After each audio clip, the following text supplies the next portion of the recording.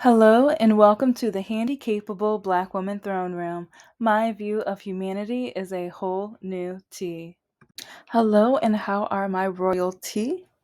Let's get some petty tea boiling hot or freezing cold and let's begin because it's crazy how the Republican Party they brag about their Christian values and like Christian this, Christian that, and this is coming from a Christian. If you've been listening to the almost 600 episodes, you will already know. Yes, I'm Christian, but I'm not the MAGA type of Christian. I'm not the Republican type of Christian, and I am proud and happy of that because and it's really crazy how the orange man lied for years and people still don't, they kept saying he's a Christian man, he's a Christian man, and he went along with it.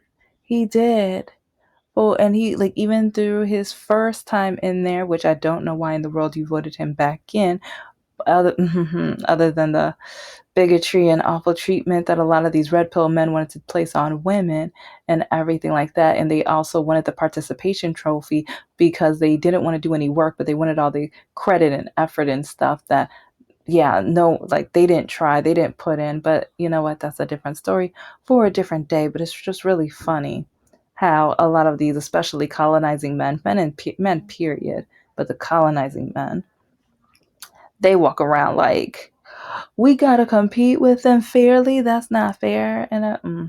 But anyway, once it was ready for his second term, once he knew that, like, yeah, I could tell the truth now because they're still gonna vote for me. They're still gonna vote for me. I brainwashed them and told them anything and everything they wanted to hear for so many years. I allowed them to be racist and hateful and everything like that. I allowed them to be anything but the Christian that they claim to be. So now I can say, yeah, I'm not Christian.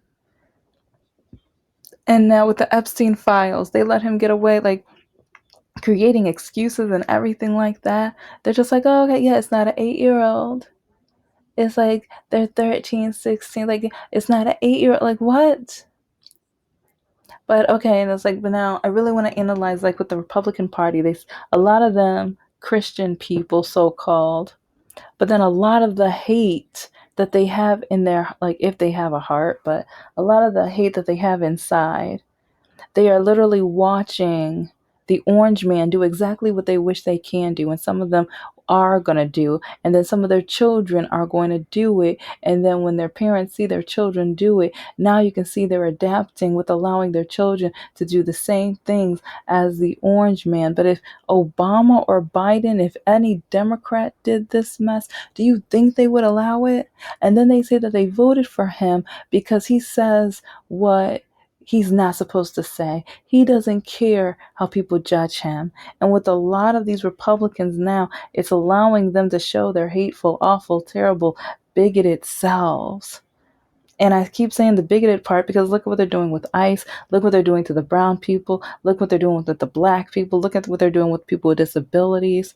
Even in the schools, threatening to take money away if they have the DEI for kids that are with disabilities, blind and deaf. Yeah, oh, if you have this program or if you have this DEI program that includes them, we're not going to give you money. What kind of sense does that make? Oh, our education system keeps falling lower and lower and farther behind so many other countries. And then, like, our country wants to hire people from other countries instead of giving the proper education to our own children. But then it's like they're too scared to do that because the more educated a child is, the more likely they are to be Democrat, which is why they encourage Prager University, because Prager University will help make sure that they stay not the brightest. I'll just say that. But just I'm gonna say them out of order, but just click on all the links because I have many different examples. But one of the examples is of, like, the mom getting a call from school and then letting her know that her son, I believe, called the teacher or one of the classmates Piggy after the orange man called one of the reporters Piggy. And she didn't care. Like, she was just like, well, it was, at least it was to her face and not behind her back. And it's like, what? it's like we really need to pay attention to these Christian people, because then when we say Jesus would have been a Democrat, they're like, because okay, it's really crazy how when Democrats try to fight and defend ourselves verbally, they want to say you're not supposed to be mean, you're Democrats. They show us who they are because they literally like, you're not supposed to be mean, you're supposed to be nice, you're not supposed to talk back. It's like, remember what Mrs. Obama said, when we go low you go high. They already know, like, I mean, that's their plan. They already know we can go as low as we want. It's like Lauren Boebert, like, oh, I like when she said she got off the elevator and she didn't see anyone with a book bag and like all that racist, no good, stupid garbage. Her and Marjorie Taylor Greene, it's like voting against the Crown Act, and then they were like, it's like they said some ignorant, bigoted, awful, terrible crap or whatever, to the point where it's like, you're, in my opinion, you're a racist, you're a bigot, you're a terrible human being. And Marjorie Taylor Greene's, her husband showed us, like, I mean, especially like, and I know it's not all of the time, but sometimes it's like her ex and her, they mirror each other so well. And even her new boyfriend, because that's one reason why I'm like, we see who she is. Because if it was just the ex, and maybe she found out later that her ex was that way, and then she escaped it and found someone different. But both of her guys, in my opinion, seems a little bigoted, seems a little ignorant, awful, terrible, and despicable and dehumanizing. Yeah. So if both of them have that in common, it's just like, well, you know, got to put the two and two together, you know. But then, even with just, I don't know, it's just really, he's gonna call, oh, he can't wait to call black women dumb or stupid or despicable or just, I there's so many things that he's done, especially over the last 3 to 6 months. It's like he kind of waited, like he had to kind of like a kettle. He had to, first get heated up before he just went out the mouth and just said whatever he wanted. And before he was going to verbally abusc these women, he just, had to first check the temperature, make sure everything was good, because he already knows. It's like years ago, he used to brag and say if he banged somebody, he's like in New York, whatever, they're not gonna care. And he was right. Till this day, like whatever he's done with the Epstein files and stuff, which they keep giving him excuses. And first, is as long as she wasn't 8 or whatever, but now it's like, I don't care what he's doing as long as he closed the border. That Kelly woman, it's like she's just showing, like, it's some of these people, they're really showing us that they're true. Like, I mean, some like black women we already knew, but some people are like, oh well, they're not this, they're just getting, like, no, listen to them when they want to blow up boats and everything like that and say they're automatically like trying to bring over illegal substances or whatever, but then they were fishermen. But then they went back and made sure they like, oh, despicable, finished the job, which is awful, terrible, and despicable and everything like that. But like, what are we gonna do, right? It's like he's called so many people out of name, mocks people, especially even the disabled community and everything. But people think, oh well, I voted for him because he's just gonna say whatever he wants to say and just how he wants to say it and stuff. Huh. Huh. It's just, he wants freedom of speech, but whenever it's about him, that's when he wants to go and take it away. That's when he threatens to cancel the shows. Have you noticed that? Like, he is able to call people some of the most inhumane things, and he wants everyone else to shut up. But then when people turn around and put him in his place, oh, he threatens to sue them, taking them to court and all types of things.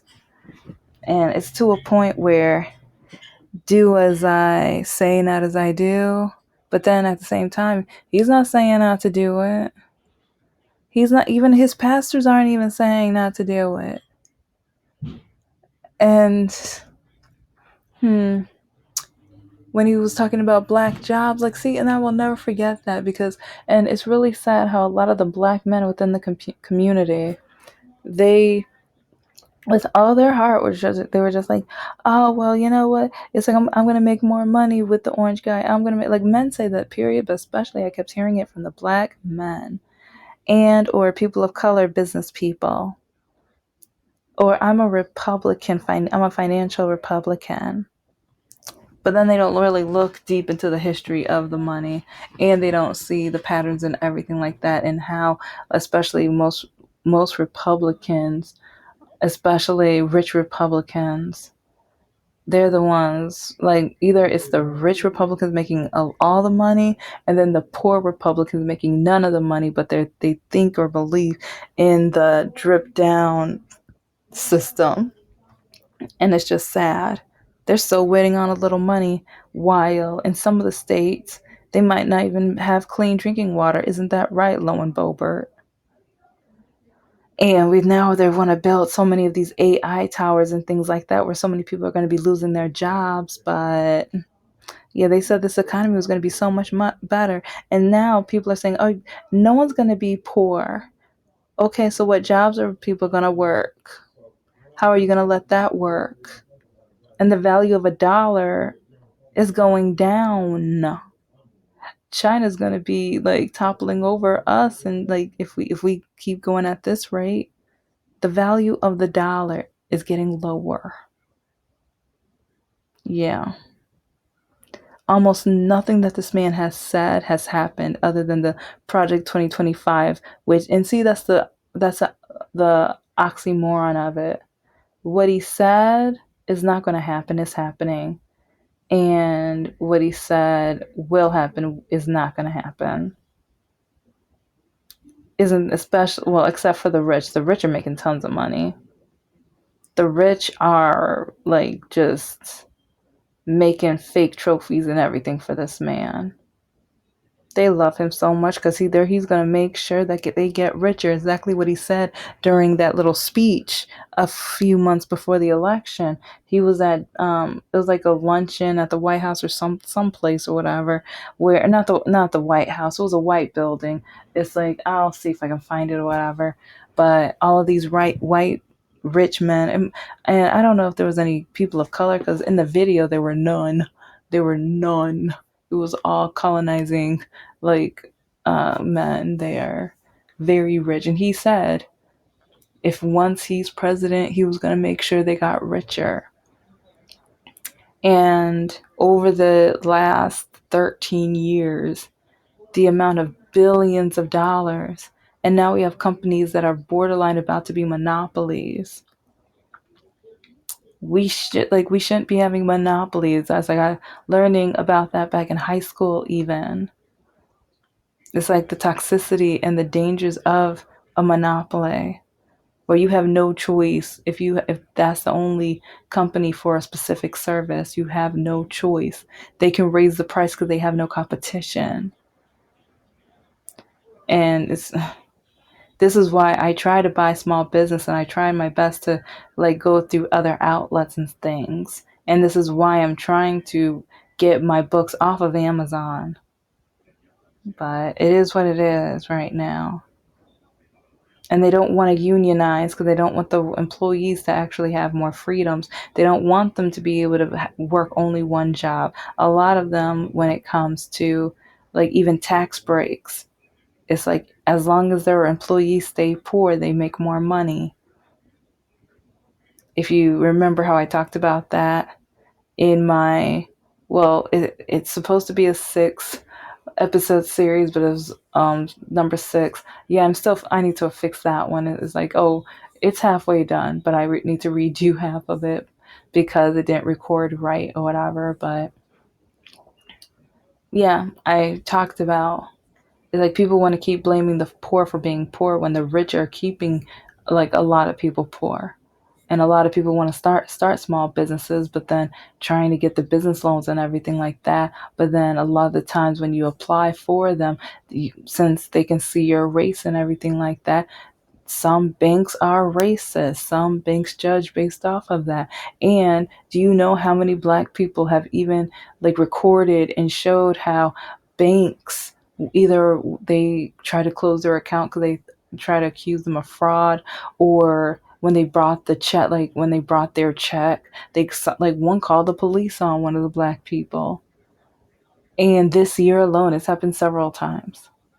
And then last year, like though over the last few years, keep seeing it because more black people are trying to start their own businesses. But when they do, they get in danger of being accused of being a fraudster.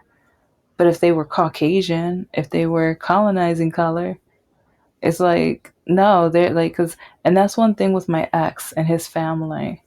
They thought since my family is black that we were not supposed to do well. We're not supposed to have money. We're not supposed to be educated when his mother said the only reason that I got into college was because I'm black. And then I finished, her kids didn't, but she still wanted to blame me. She wanted to judge me. And like she kind of, and see, I never corrected her either because she tried to like tell me where I live. She's never seen my house. She doesn't know where I live. And while her son didn't want to tell her where I lived either because it annoyed him and like bluntly it pissed him off. So because he thought, oh, you're black, you're not supposed to. Yeah. Memories, memories, and I've talked a little bit about it, but yeah. And even like she was trying to get my private information one time, even trying to get hints about what my credit score or my financial situation and everything like that was. But I don't know. It's just like with this episode, it's like thinking about the racism, the hatred, and the judgment and stuff, especially from the Republican Party, especially the religious portion of the Republican Party. And it's like they with Black Lives Matter, they want to say that we were so like toxic or violent and everything like that. And yeah, some things burned, but I mean, it's like if you look at the percentages and things like that, and there no demographic is perfect because we got to remember January 6th. We got to remember January 6th, and then who let all of them out? And then how many of them turned around and started doing other crimes right after they got out? And who calls them heroes and protectors and stuff of this country? But a lot of them ended up just being very violent people. And which side is the side that keeps trying to recruit like more people to join their hate groups? It's like we got to do the math. We got, it's like which side is getting rewarded for calling people the N word? Which side is getting rewarded for being prejudiced against the LGBTQ plus community?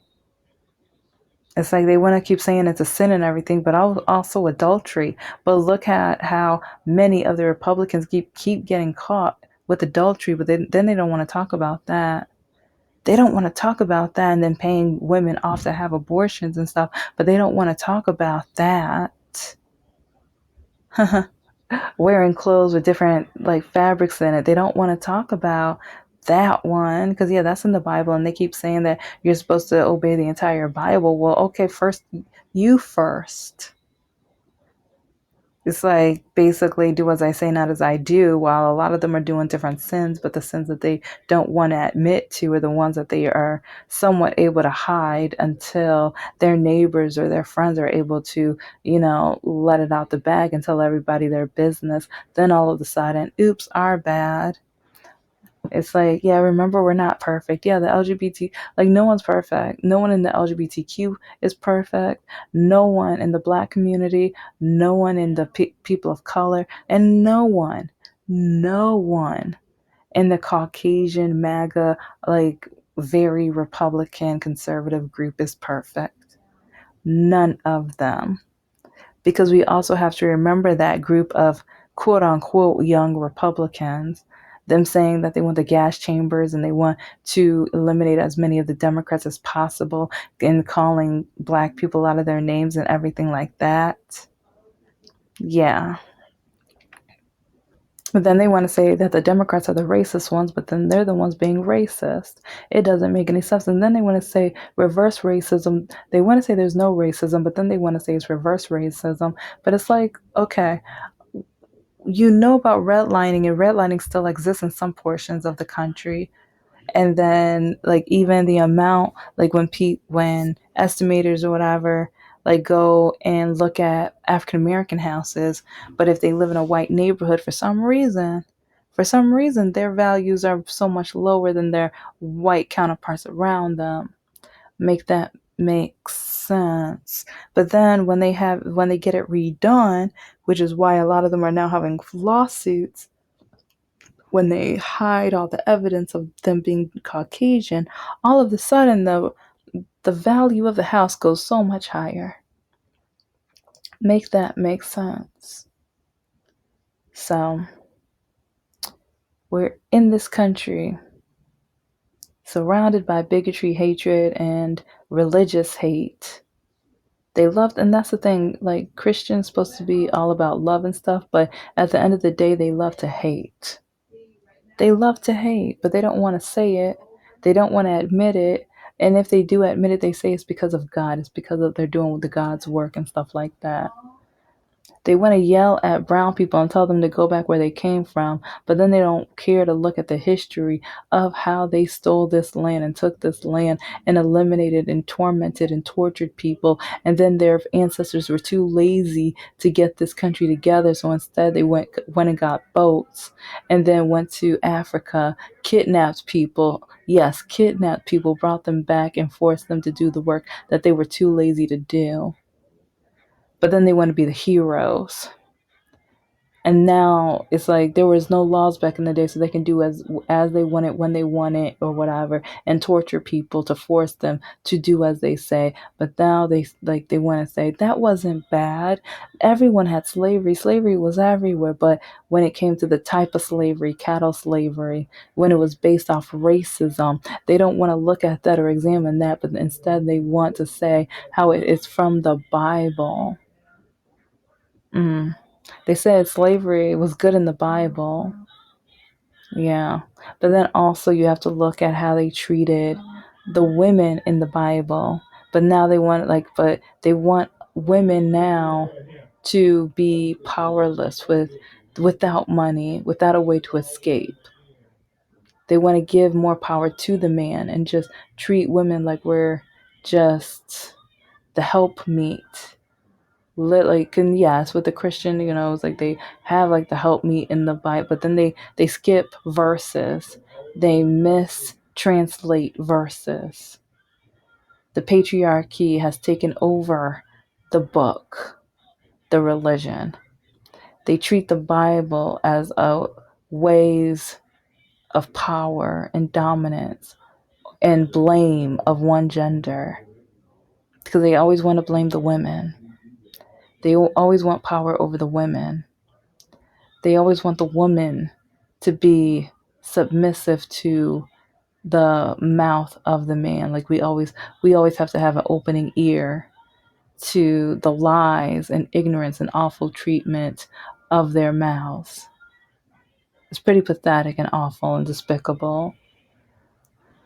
And so when I see how this country is, like they like us, like also even with the language, they don't know even the history of enslavement with the language. How when they brought the slaves over, they would put them in groups and they would pay attention of who was talking to who and separate and separate and separate until the Africans couldn't talk anymore because no one in their group understood each other. And that's how they did it. Because language is power. Language is power and a vote is power. With the gerrymandering, they're taking away civil rights. They're taking away our voice. They're taking away our language. They're taking away our, like, just the right for us to be us, the right for us to maintain like our civility. They're taking it on purpose. Project 2025 said that like they were going to do as much as they could And they're not even all the way done yet. And the Supreme Court that we have, in my opinion, full of bigotry. They don't like, again, even when they were getting signed in, it's like so many of the people around the Orange Man, they learned from him. They just learn, lie as much as possible. Because even listen to RFK Jr., all of the lies. Even with the spectrum, listen to their lies. It's pathetic and it's crazy. Because even if, like, when they were questioning him, and they would quote what he said about black people and quote what he said about other demographics and quote what he said about different health needs and stuff, he was like, I didn't say that. But I love how petty the Democrats are that were on that panel. They took out the books, they took out his articles, they took out the papers, and they read verbatim. He was like, I don't remember saying that. I don't remember saying that. Oh, well, let's just say the Orange Man might be having to say that, or he pleads the fifth. But at the end of the day, remember, I'm going to finish off at this point right here. Remember when Hillary Clinton was pleading the fifth a couple times? She didn't do it too often, but she did sometimes. And you know what the Orange Man said about people who plead the fifth, right? Right? And so he might be, at least being questioned. And now a lot of the people around him in this circle might be getting questioned. And also, you cannot forget, how many of the people has he pardoned that have stole millions and billions of people from, like, millions and billions of dollars from people? Like, he keeps letting some of these criminals go that are good with money. But then, oddly enough, how much money has he made in just the first year of his presidency? When people are not paying attention, or people are applauding him, and people think, okay, he's going to get rich, so one day I'm going to get rich. But that's not how our rich people work. They want all of the money to themselves. They want the 1%, they want 99% of the money, and they want us to fight over the 1%. And they know the poorly educated is going to cheer them on to get as rich as humanly possible. Because for some reason they think that one day they will be able to celebrate and take part of their money, even though they don't like you, they don't care about you. He used you for your vote. He used you for your vote. And so when I look at some of the Republicans, or even when when our government was shut down, and that dry toast lady was chewing that, and she was just like, "What you gonna do now? What you gonna like?" At the end of the day, like, the Christian community within the Republican Party is appalling, because they want to, like, say how great and amazing they are, but then you see the hate, you see the treatment, you see the inhumanity, and they have no empathy, no sympathy. But then they brag about that because CK told them not to have any empathy, told them that empathy is a bad thing. So at the end of the day, you have to pay attention to everything that their demographic has said. It makes sense. It's scary, but it makes sense. But thank you so much for listening to the Handicapable Black Women Throne Room. I am a woman, I am of color, and I am handicapable. But most importantly, I am human, and you're human too.